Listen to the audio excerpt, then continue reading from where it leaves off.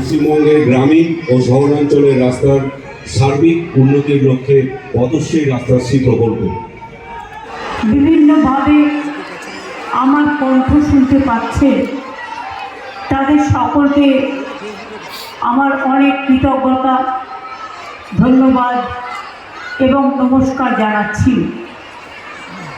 আমি প্রশাসনকে ধন্যবাদ জানাচ্ছি এই কারণে, আমার সাথে আজকে চিফ সেক্রেটারিও এক্সটেনশন ক্যাম্প হবে না, আপনারা হেয়ারিংয়ে যাবেন এবং ফাইট করবেন। আর আপনারা যদি কোনো এক একজন এক এক রকম বলে যাচ্ছে, ভোট করছে লুট আর বলছে ঝুট।